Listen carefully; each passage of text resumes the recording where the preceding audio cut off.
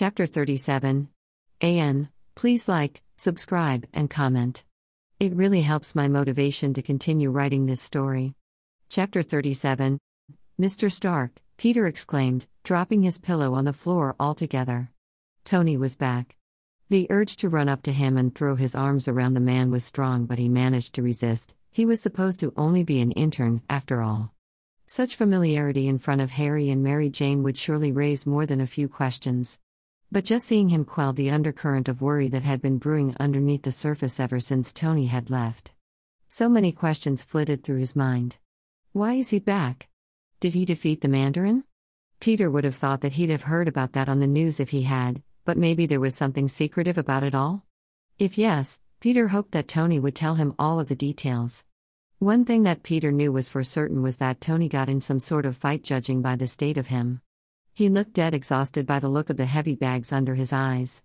Peter also eyed the cut on Tony's forehead with concern, but the look that he got in return was bemusement, from both Tony and his Aunt May. Hell, Aunt May looked like a cat that ate the canary as she eyed Mary Jane's presence close next to him. Peter was actively avoiding looking at Mary Jane because of this fact, but all of his senses were honed in on her body standing right next to his. I found him in the lobby, Aunt May explained with a smile, trying to cover up her devious and nefarious intentions regarding his love life. Or lack thereof. Yep, Tony confirmed as his eyes roamed over all of his friends, a twitch of amusement on his lips. I came by to give you another assignment, but it looks like I caught you at a bad time. It was a cover-up, Peter knew that for sure. Tony wasn't here to pass on an assignment to him because the internship excuse was bogus. He was coming by to let Peter know that he was all right. Tony was checking in with Peter the same way he always expected Peter to check in with him. Something swelled inside of him at the thought. They were well and truly a team now, weren't they? Somewhere along the way since Berlin, Tony had grown to trust him and brought Peter into his inner circle. Right, Peter said before he turned to his friends. Harry and Ned's eyes were especially wide as they eyed the billionaire superhero. He had never before seen Harry so affected by anything. He was usually so blasé by what life threw at him, rolling with the punches, if you will. You remember Mary Jane, right? And this is Ned and Harry. We were just... Peter flushed as he remembered the scene of what they walked into. Goofing off? As we can see, Aunt May said with a little laugh as she hung up her purse and started unbuttoning her coat. I'm glad to see that you all are having a good time. Yeah, quite different from the ragers that I had back in my day when I was your age, Tony began, but he cut himself off by the look that Aunt May shot him. Now, don't go encouraging them on that front, Mr. Stark. Peter shot Tony a shit-eating grin. It was an amusing sight to see Tony Stark get scolded by his Aunt May. Wasn't this the man that flew a missile through a wormhole in space? You're a terrible influence, Peter teased sarcastically. The glare that he got in response was more than worth the shit he would be getting later for that snarky remark. A giggle interrupted his attention on Tony, and he looked to his left toward Mary Jane, despite his earlier resolve not to look at her. Wow, Tiger. Bad-mouthing a superhero? You got the brawn to back up the words? Now that was a thought, wasn't it? In a fight, he wondered who would win, Tony or him? Probably Tony. But it was still fun to think of the possible maneuvers he would use against some of his Iron Man gadgets. Tony actually let out a laugh at Mary Jane's sassy remark. He wishes. I knew that there was something that I liked about you, kid. He said to Mary Jane, who flushed with pleasure at the compliment bestowed upon her by someone of such high esteem as Tony Stark. Speaking of, Aunt May piped up as her gaze zeroed in on Mary Jane. Belle caught us out in the hall, asking if we've seen you. Apparently she didn't know where you went and you haven't been answering your phone. Mary Jane's shoulders slumped in response and a sheepish look overcame her features. Shit, sorry, I mean shoot. Then she turned to the three of them and gave an apologetic smile. I'd better run, guys. Thanks for having me, Tiger. It was fun. Then, much to his surprise and pleasure, she wrapped her arms around his neck in a quick embrace before she released him just as quickly. His arms didn't even have a chance to awkwardly raise to wrap around her in turn. Then she turned and gave Harry and Ned a wave as she started making her way toward the door. Why yeah. See ya, MJ. Was Peter's delayed response, trying not to notice the sway of her hips as she walked. Bye, MJ, Harry echoed, seeming to finally be able to find his own voice. It was difficult to watch her walk away. Peter was having a blast with her here, and it was a bummer that she had to leave early. Her actions were always so spontaneous that it made him feel that he could let loose and be free, almost like he was just a normal teenager with zero responsibilities. "I'd better run too," Tony said after Mary Jane walked out the door, much to Peter's disappointment. It made sense that he wanted to leave because Peter had company, but Tony only just came back. But then his spirits were lifted when Tony shot Peter a look and said, "Can I have Happy pick you up for tomorrow?" Beaming, Peter nodded. "Of course." With that, Tony gave a nod and a wave to his friends before he left as well, closing the door behind him. It was quiet for only a second before, "Holy shit," Ned cried, dropping his pillows to the floor and turning on the spot to gape at Peter. "I met Tony Stark." "You didn't even say a word to him," Peter pointed out with a snicker. A snort left Harry next to him, adjusting himself on his crutches. "Can you blame him? I was a bit starstruck myself. If my dad ever found out, he would kill me."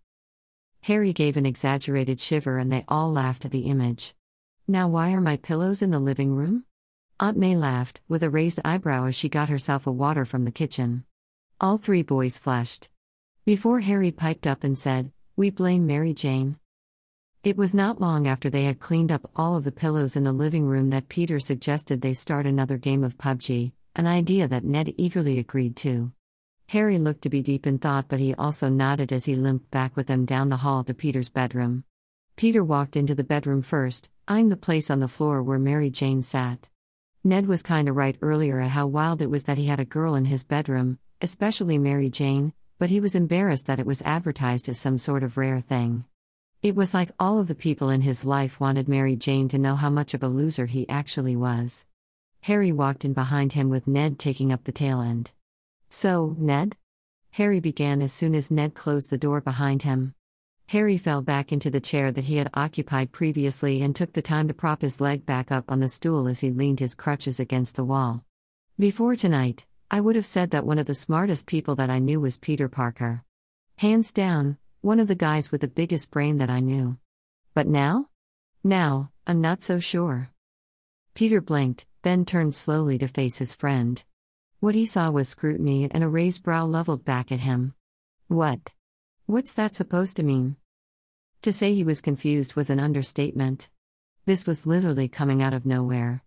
And if he wasn't so puzzled by it, he would actually say that he was a bit insulted. His intelligence was something that Peter actually took a lot of pride in, and to have it be called into question out of the blue rattled him more than he cared to admit. To Peter's gratification, Ned also looked confused, which Harry saw, much to his frustration, and dropped his head in his hands, groaning in complete agony. "You've got to be kidding me." Then his head snapped up so that he was looking pointedly at Peter. His entire expression screamed that he thought that Peter was a total moron. "Please tell me you're not this blind." "I don't even know what you're talking about, man," Peter cried back, throwing his arms up in the air with his own agitation. He wasn't yet to the point of anger, per se, but he was quickly on the verge of exasperation. "Use your words." Harry's jaw was tilted upward toward Peter with a stubborn jolt. It must be bugging him that Peter was standing over him while Harry was forced to sit. Well, the power dynamic of towering over him in that moment suited Peter just fine. Finally, Harry responded in a definitive voice, "Mary Jane." "What about her?" "She likes you, man." Peter froze. It felt like ice water was poured into his veins. It was certainly not the answer that he was expecting. And it took him a moment to be able to process it in his mind, as though it were an old computer trying to connect to dial-up internet. When it finally connected, Peter almost felt the urge to laugh right in Harry's face. It was the most wild and absurd thing that Harry has ever said to him, and Harry has said a lot of bizarre things in their short friendship. To think, Mary Jane Watson likes Peter Parker? It was a pipe dream, that's what it was. It was like a man trying to chase after the sun in order to keep it hidden in his pocket, when it didn't belong in the man's pocket. It belonged in the sky to shine bright and beautiful for all to see. Even more bizarre would be the idea of the sun chasing after the man. Or a more apt description would be the parallel he and Mary Jane could have with Hades and Persephone. Where he watched her from afar, desiring to be with her, but the only way for that to happen would be for him to force her down to his level, when she so clearly belonged to be in the midst of the beauty of springtime. In short, Mary Jane was so far out of his league that Peter knew without a doubt that Harry's theory was impossible. He looked up at Harry's encroaching gaze and shook his head at him and his nonsensical notions. "You're delusional," Peter finally said. Harry sputtered, blinking furiously. "No. You're the one that's delusional, Parker. Or are you just blatantly ignoring all of the signs right in front of you?" "Like what?" Peter scoffed, crossing his arms in defiance at the idea. While in the back of his mind, whispered thoughts were telling him that his budding anger really had nothing to do with Harry at all and had more to do with this all being a defense mechanism against the meaning behind Harry's words. With a clenched jaw, he told those whispered thoughts to shut up. "She was practically sitting on your lap, man," Harry exclaimed, his hands animated as he talked with them in order to help further his point. "Not to mention that she fucking crawled through a window to spend time with you tonight." His hand gestured to said window, but Peter refused to look at it. "She also only hugged you goodbye, Peter," Ned supplied in a softer voice than the one that Peter and Harry had adopted. Great, now Ned was weighing in on this? Harry gestured toward Ned in an exaggerated manner as if that proved his point. "And I saw the way you two were dancing together at my party, man. She was about one step away from grinding against you." Despite himself, memories of dancing with Mary Jane at Harry's party flooded Peter's mind. The way that she had moved had been hypnotic to his senses. The curve of her hips as they swayed to the beat. How she had placed his hands on those very hips of hers, accentuated by that killer outfit she had been wearing. He felt his dick twitch at the memory and the reaction jolted him back into reality. "But I mean, you've seen her, right?" Peter asked, grasping desperately at straws. He couldn't allow himself to hope only to later be bitterly disappointed. He knew that was the true reason why he was fighting back on this so much. Why it bothered him that they were even suggesting it as a possibility. Because it would more than just hurt for Peter to take this plunge only to find out that Mary Jane wasn't interested. It would crush him. Not to mention the fact that it would ruin their friendship. "Why would she be interested in me?" Harry scoffed, leaning back in his chair as he rolled his eyes. "Quit acting like you're some sort of ugly troll, Peter. You've got a lot going for you and Mary Jane must have seen those qualities in you too. I wouldn't go out of my way to try and convince her otherwise, if I were you." "He's right, Peter," Ned supplied, his eyes telling him that he wanted an end to the tense atmosphere that was taking place in the tiny bedroom. Ned never was any good with confrontations. Why else would Liz agree to go to the dance with you last year? She was the most popular girl at school. There had to have been something that she liked about you. Remembering Liz right now was almost outlandish to his senses.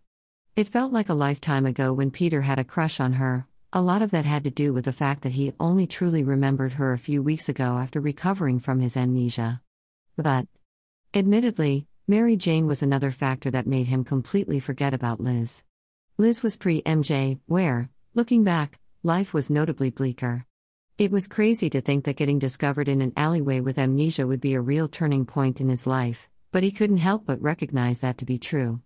He wasn't the same person that he was back then. And a part of him recognized that the changes were for the better. Liz only agreed to go with me because she was too busy planning homecoming that she didn't manage to get to the date part of it. He felt the need to explain. "I literally asked her last minute. There's always an excuse with you." Harry groaned in frustration. "You're right, Harry," Ned said with a nod in the other boy's direction, a slight bit of irritation making itself known in his oldest friend. "In this subject matter at least, Peter is incredibly stupid." "See?" Harry cried, his hand gesturing toward Ned once again. "Ned agrees with me. The only person who doesn't see it is you, Parker." Peter hated to admit it, but he could feel a bit of his resolve weakening. The wall that he had built to protect himself crumbled a bit against the onslaught of their words. As though what they were saying to him was finally catching up in his mind, threatening to take root and plant the seed that Peter most desperately wanted to reject. There was still no way that Mary Jane had feelings for him. "No way. But I thought," Peter began, his voice now hesitant as he eyed Harry with a both speculative and insecure eye. "I mean, don't you like her?" At this, Harry paused and his cheeks darkened. The look alone confirmed Peter's suspicions. "Well, I mean, yeah. A bit. Who wouldn't, right? She's gorgeous and fun. But it's not me that she's interested in, man. We only talk frequently while you two are on a completely different level, The amount of inside jokes that the two of you share always go completely over my head. I have no idea how this tiger business started. And you calling her Red? Peter didn't quite know what to say to that, so Harry continued. Besides, don't worry about me. I'm a billionaire's son. And unlike you, I know that I'm good-looking and have a great personality. There are plenty of beautiful girls out there for me to find. Mary Jane isn't the only one. Mary Jane is more than just beautiful, Peter felt the need to interject, defending Mary Jane on her behalf. Her personality and liveliness was everything, actually made Peter believe that he didn't have a care in the world, sometimes. Which was a feat that he once thought to be impossible. Even before he was Spider-Man, Peter would find himself stressing over the stupidest little details. Aha, Harry cried, sitting up straight in his chair as he pointed an accusing finger at Peter, so you admit it? You like her? The color of Peter's face deepened to that of crimson blood. Well. Come on, man, Ned complained, his voice pleading and his eyes hopeful. We're your friends. You're supposed to confide in us about this sort of stuff. Peter sighed and dropped his head forward in defeat. Do. I really like her. Happy? Harry grinned as he finally relaxed back in his seat with a self-satisfied grin. Just about jumping for joy, if I were able. I think you're wrong about her liking me, though, Peter said, his voice defeated. Finally, he was getting to the bare-bone truth as to what was truly bothering him to his friends. Because Ned was right. If he couldn't confide in them about this sort of thing, then who could he talk to? He had to recognize that not everything in his life had to be some big secret. The weight of which was becoming an unbearable burden to carry sometimes. Perhaps he had to learn to lighten the load a bit from time to time. I have it on good authority that she likes someone else. Who? Harry asked. Peter bit his lip. He couldn't say that it was Spider-Man. And he also didn't want to lay it out there that she was also into Harry. Man, did that make him selfish? Here, Harry was trying to bolster him up and Peter was actively trying to hold him back in return. Beyond that, Peter had still been considering what he should do as far as Mary Jane's confession to Spider-Man about her feelings. And the more that he got closer to her as Peter Parker, the bigger the temptation it was to don his costume and show up at her window, telling her that he's decided to give them a shot. Maybe, if she got to know him as Spider-Man on a deeper level, she wouldn't care that he was Peter Parker by the time he unmasked himself to her. She didn't say, he finally said, weakly. Ned shot him a look behind Harry's head. Of course, Ned already knew all about Mary Jane's infatuation with Spider-Man. At this, Harry shrugged. Well, people are allowed to change their minds, right? Maybe she got to know you a bit more and liked what she saw? Because there is no way that what I witnessed tonight was anything short of a crush on MJ's side, Pete. Just the looks alone that she was giving you was making the room temperature rise from the amount of heat in her gaze. Peter rolled his eyes at him. Now you're just being dramatic. He's really not, Ned chimed in, anyone besides you can clearly see it, Peter. I saw it, and I'm terrible at reading girls.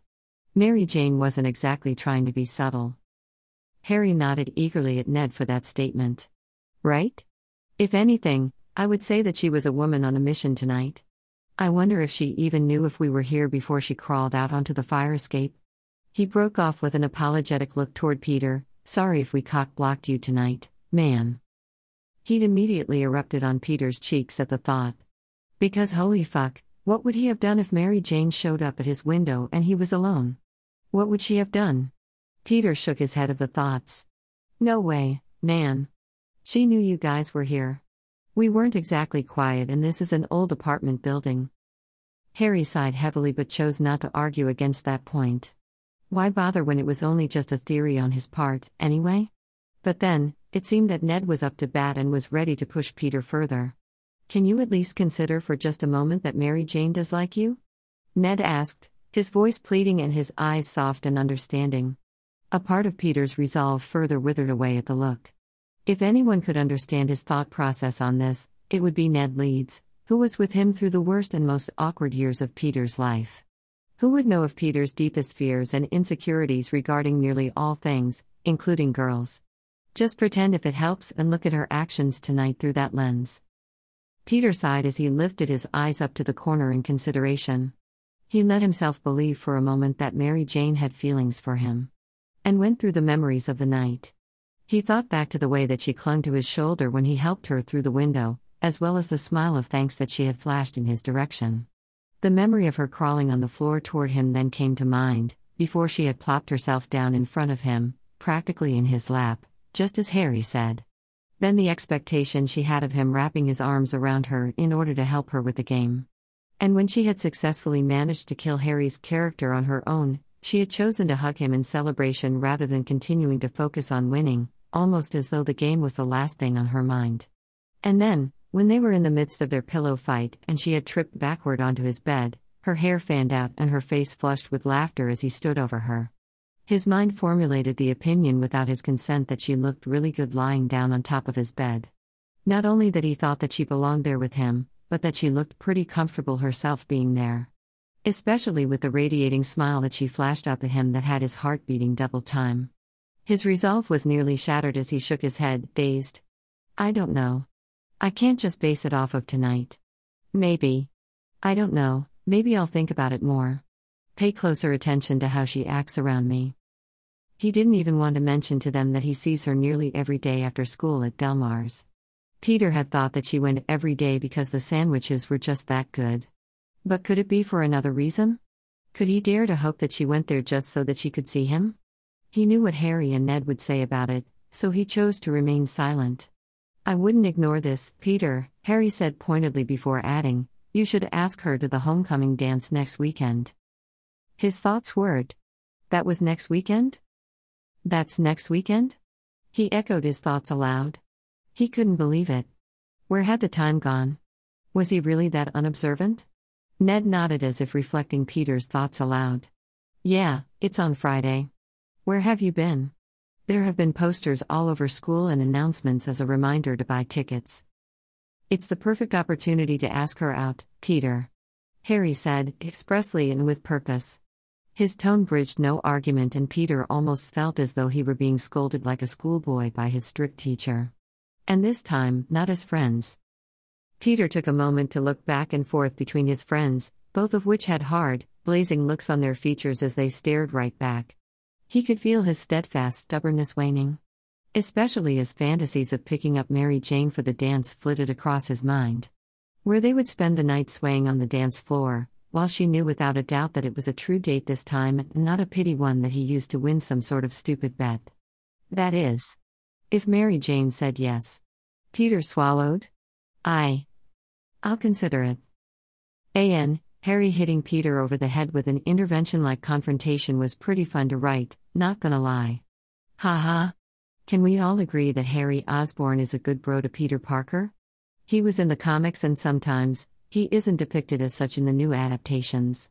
Sometimes they only really focus on his hatred for Spider-Man, but his character has so many more layers than that, you know. I would really appreciate it if you left me a review/comment. Thanks so much.